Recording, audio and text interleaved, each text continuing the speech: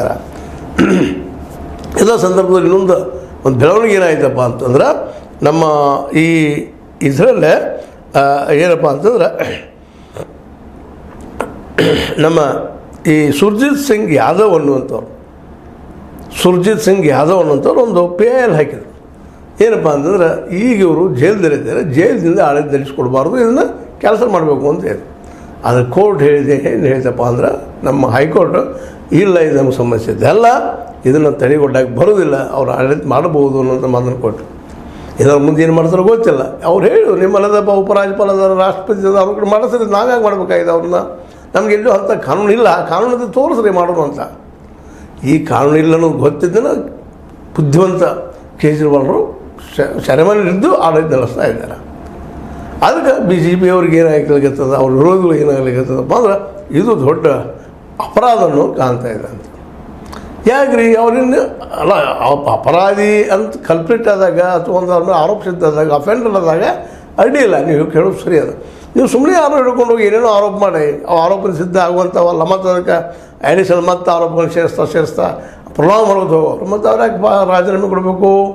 ಅದ್ರ ಬಗ್ಗೆ ಸೋಷಿಯಲ್ ಮೀಡಿಯಾಗೆ ಹತ್ತಂದ್ರೆ ಇವತ್ತು ಅದನ್ನು ಸಹಿತ ಚರ್ಚೆ ಆಗ್ತಾ ಇದ್ದಾವೆ. ಸುದೀರ್ಘವಾಗಿ ಇದು ಎಳ್ಕೊಂಡು ಹೋಗೋ ಸಲುವಾಗಿ ಈಗ ಅದರಲ್ಲೂ ಇಲೆಕ್ಷನ್ ಬಂದದ ಅವ್ರ ಪ್ರಚಾರಕ್ಕೆ ಬರೋದಂಗೆ ವ್ಯವಸ್ಥೆ ಮಾಡುವಂಥದ್ದು. ಸರ್ಕಾರ ನೇರವಾಗಿ ಹೇಳೋದೊಳಗೆ ಹೋಗಿದ್ದಪ್ಪ ಅಂತಂದ್ರೆ ಸರ್ಕಾರ ಮೇಲೆ ಆರೋಪ ಬರ್ತದೆ. ಈಗ ಅದರ ನ್ಯಾಯಾಂಗ ನಡೆಯಲಿ, ಕಾನೂನು ನಡೆಯಲಿ, ED ಮೂಲಕ ಹಾಕ್ತಪ್ಪ ಅಂದ್ರೆ ನಮ್ಗೆ ಸಂಬಂಧಿಸಿದಲ್ರಿ, ED ಮೂಲಕ ಹಾಕಿದ್ದದ ಅದು ಜಡ್ಜ್ ಸರಿ ಇದಕ್ಕೆ ಅದನ್ನೇ ಕೇಳ್ತದಾರೆ BJPಗರು. ಏನಂದ್ರೆ ಅವ್ರು ಸರಿ ಇರಲಿಲ್ಲ ಅಂದ್ರೆ ಈಗ ಜಡ್ಜಸ್ ಬಿಟ್ಟು ಬಿಡ್ತಿದ್ರಲ್ರಿ ಅವ್ರನ್ನ, ಜಡ್ಜಸ್ ಯಾಕೆ ಬಿಡ್ತಾ ಇಲ್ಲ, ನ್ಯಾಯಾಂಗ ಯಾಕೆ ಬಿಡ್ತಾ ಇಲ್ಲ, ಅದು ಸತ್ಯ ಐತೆ ಅದಕ್ಕಂತ. ಆದರೆ ಇವರು ನ್ಯಾಯಾಂಗದಲ್ಲಿ ಕೆಲವು ದೋಷಗಳಿದ್ದಾವೆ, ಟೈಮ್ ತೆಗೆದುಕೊಂಡು ಹೋಗುವಂಥ ಅದು ನಮ್ಮಲ್ಲಿ ಗಾಳಿ ಮಾತು ಅದ, ನಿಮಗೆ ಗೊತ್ತದ. ಏನಪ್ಪ ಅಂದ್ರೆ ನ್ಯಾಯಕ್ಕೆ ಹೋದಪ್ಪ ಅಂತಂದ್ರೆ ಎಷ್ಟೋ ನಿರ್ಧಾರಗಳು ಅಪ್ಪನ ಕಾಲ ನಡೆದಿದ್ದು ಮೊಮ್ಮಕ್ಕಳ ಕಾಲಕ್ಕೆ ಬಂದು ಡಿಸಿಷನ್ ಆಗ್ತಾ ಇರ್ತಾವೆ. ಎಷ್ಟೋ ಕೇಸು ಆಗಿದ್ದಾವೆ. ಈಗ 10 ವರ್ಷ 15 ವರ್ಷ 20 ವರ್ಷ ಎಷ್ಟೋ ಇವತ್ತು ಹೇಳಿದೆ. ಈಗ 5 ಕೋಟಿಗೂ ಮೇಲ್ಪಟ್ಟ ಇವತ್ತು ನಮ್ಮ ಏನಪ್ಪ ಅಂತಂದ್ರೆ ಈ ಒಂದು ಆರೋಪಿಗಳು ಜೈಲಲ್ಲಿ ಕೊಳಿತಾ ಇದ್ದಾರಂತ. ಅದಕ್ಕೆ ಡಿಲೇ ಜಸ್ಟಿಸ್ ಇಸ್ ಡಿನೈಡ್ ಅಂತ ಹೇಳಿದೆ. ಹಂಗೆ ಎಷ್ಟು ಡಿಲೇ ಮಾಡ್ತಾರೆ ಅದು ಇದನ್ನು ಜಸ್ಟಿಸ್ ಏನಪ್ಪ ಅಂತಂದ್ರೆ ನ್ಯಾಯವನ್ನು ತಿರಸ್ಕರಿಸಿದಂಗೆ ಹಂಗೆ ಈಗ ಮಾಡಲಿಕ್ಕೆ ಹೊರಟಿದ್ದಾರೆ. ಇದು ನ್ಯಾಯಾಂಗ ದೋಷ. ಅದಕ್ಕೆ ಅವ್ರು ಮತ್ತೆ ಕಾರಣ ಕೊಡ್ತಾರೆ ನ್ಯಾಯಾಂಗದವರು, ಇಲ್ಲ ನಮ್ಮಲ್ಲಿ ಸಫಿಷಿಯೆಂಟ್ ಅಂತ ಸಿಬ್ಬಂದಿ ಇಲ್ಲ, ನ್ಯಾಯಾಧೀಶರಿಲ್ಲ, ಟೈಮ್ ತೆಗೆದುಕೊಡ್ತದೆ, ಸಾಕಷ್ಟು ಸಲ ನಾವು ಮನವಿ ಮಾಡಿದ್ದೀವಿ, ಇದೆಲ್ಲ ಕೊಡ್ರಿ ನಮಗೆ ಅಂತೇಳಿ ಕಾರ್ಯಾಂಗಕ್ಕೆ ಮತ್ತು ಶಾಸಕಾಂಗ ಪ್ರಧಾನಿಯವರಿಗೆ ಆಗಿರ್ಬೋದು, ಆಯಾ ರಾಜ್ಯದ ಒಂದು ಮುಖ್ಯಮಂತ್ರಿ ಆಗಿ ಸಲ್ಲಿಸಿದ್ರೆ ಅವ್ರು ಕೊಡ್ತಾ ಇಲ್ಲ, ನಾವೇನು ಮಾಡೋಣ ಅನ್ನೋಂಥ ಪ್ರಶ್ನೆಯನ್ನು ಅವರು ಹೇಳ್ತಾ ಇದ್ದಾರೆ. ಎರಡೂ ಕಡೆ ಸತ್ಯನದು ಕೊಡಬೇಕು, ಸಫಿಷಿಯೆಂಟ್ ಎಲ್ಲ ಜಡ್ಜಸನ್ನು ಇನ್ನುಳಿದೆಲ್ಲ ಕೊಡಬೇಕಾಗಿದ್ದು ಸರ್ಕಾರದ ಕೆಲಸ. ಅದು ಮಾಡ್ತಾನೇ ಇಲ್ಲ, ಪ್ರೊಲಾಂಗ್ ಮಾಡ್ತಾ ಇರ್ತದೆ. ಅವ್ರು ನಡ್ಕೊಂಡು ಅವರು ಪ್ರಾಬ್ಲಮ್ ಸ್ಟಾರ್ಟ್ ಮಾಡಿಬಿಟ್ಟಿದ್ರು ಕಾರ್ಯಾಂಗದ ಶಾಸಕಾಂಗದವರು. ಇಲ್ಲ ನಮ್ಮದು ಎಲ್ಲಿ ರಿಪ್ರೆಸೆಂಟೇಟಿವ್ ಇಲ್ಲ, ನೀವು ಕೊಲೇಜನ್ ಪ್ರಕಾರ ಮಾಡ್ಕೊತ ಹೋಗ್ತೀರಿ, ಮತ್ತು ಸರಿಯಾಗಿ ಕೆಲವೊಮ್ಮೆ ಸರಿಯಾಗಿ ನಮ್ಮ ಪರ ಅಂತ ಹೇಳಿಲ್ಲ ಅವರು.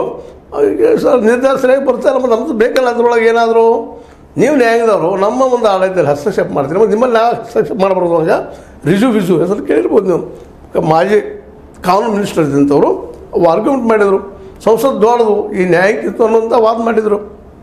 ಇವತ್ತಿನ ಉಪರಾಷ್ಟ್ರಪತಿ ಅವರು ಸಹಿತ ಅದನ್ನು ಮಾಡಿದರು. ಈಗ ನಾನು ಹೇಳೋ ಉದ್ದೇಶ ಏನಪ್ಪ ಅಂತಂದ್ರೆ ಇಲ್ಲ, ಜಿಲ್ಲೆ ಅವ್ರಿಗೆ ಅನೇಕ ಕಾರಣ. ಆದರೆ ಅದಕ್ಕೆ ಅನ್ಯಾಯಕ್ಕೊಳಗಾದಂಥ ವ್ಯಕ್ತಿ ಪಾಪ ಅನಗತ್ಯವಾಗಿ ತಮ್ಮ ಜೀವಿತದ ಹಕ್ಕನ್ನು ಕಳೆದುಕೊಳ್ತಾರಲ್ಲ, ಇದು ಯಾಕೆ ಅಂತ ನ್ಯಾಯಾಂಗಕ್ಕೂ ತನ್ನದೇ ಕರ್ತವ್ಯ ಅದ. ಅದೇ ಕಾಲಕ್ಕೆ ನ್ಯಾಯಾಂಗಕ್ಕೆ ಬೇಕಾದಂಥ ಸಫಿಷಿಯೆಂಟ್ ಆದಂತಹ ಅವರಿಗೆಲ್ಲ ಏನಪ್ಪ ಅಂದ್ರೆ ಏನು ಬೇಕಾದ ಪರಿಕರಗಳನ್ನ ಒದಗಿಸ್ಕೊಡ್ಬೇಕಾದ್ದು ಈ ಕಾರ್ಯಾಂಗದ ಮತ್ತು ಶಾಸಕಾಂಗದ ಕರ್ತವ್ಯನೂ ಅದು ಮಾಡಬೇಕಾಗಿದೆ. ಮತ್ತು ಅದಕ್ಕೆ ಯಾಕೆ ಫಂಡ್ ಇಲ್ಲ, ಇವು ಸಾಕಷ್ಟು ಫಂಡ್ ಖರ್ಚು ಮಾಡ್ತೀರಿ, ಇನ್ನೂ ಮಾಡ್ತೀರಿ, ಪ್ರೈವೇಟ್ದವ್ರಿಗೆ ಏನೂ ಕೊಟ್ಬಿಟ್ಟಿದ್ರಿ, ಇದು ದುಡ್ಡು ಇಲ್ಲಿ ಯಾಕೆ ಹಾಕೋಕ್ಕೆ ಸಾಧ್ಯ ಆಗ್ತಾಯಿಲ್ಲ ನಮಗೆ. ಹೆಚ್ಚು ನ್ಯಾಯಾಧೀಶರನ್ನು ಹೆಚ್ಚು ಸಿಬ್ಬಂದಿನ ಯಾಕೆ ಒದಗಿಸಲಿಕ್ಕೆ ಆಗ್ತಾಯಿಲ್ಲ. ಇಂಥ ಸಂದರ್ಭದಲ್ಲಿ ಮತ್ತು ED ಒಂದು ಹೊಸದಾಗಿದೆ, ಅದು ಕಾಂಪ್ಲಿಕೇಟೆಡ್ ತಂದು 2017 ಅದರಲ್ಲಿ 1 ವರ್ಷದ ತನಕನೂ ನೀವು ಆ ಒಬ್ಬ ಆರೋಪಿಯನ್ನು ಜೈಲಲ್ಲಿಡುವಂಥ ಒಂದಿಷ್ಟು ನಿಯಮಗಳು ತಂದು ಬಿಟ್ಟಿರೋದ್ರೊಳಗೆ. ಈ ಮೊದಲಿಂದ CBI ಇದ್ದಿದ್ದು ಮಾಡ್ತಾಯಿದ್ದೆ ಅನ್ಕೋರಿ, ಅದರಲ್ಲಿ ಏನಾಗಿಬಿಟ್ಟಿತ್ತು ಅಂದರೆ ಸ್ಟೇಟ್ ಗೌರ್ಮೆಂಟ್ಗೆ ಒಪ್ಪಿಬೇಕಾಗಿತ್ತು, ಸ್ಟೇಟ್ ಗೌರ್ಮೆಂಟ್ ಒಪ್ಪಿಗೆ ಕೊಡ್ತಾ ಇರಲಿಲ್ಲ. ಹೀಗಾಗಿ ಆದ್ದರಿಂದ ಆ ಕಾನೂನಿಂದ ಇಲ್ಲಿ ಅಪರಾಧಿಗಳು ತಪ್ಪಿಸ್ಕೊಳ್ತಾರೆ ಅನ್ನೋದ ಕಾರಣಕ್ಕಾಗಿ ED ಒಳಗೆ ಕೆಲವೊಂದು ಕಾನೂನು ಹಾಕಿದ್ರಿ. ಹಾಗೆ ರೆಡಿ ಇಲ್ಲ.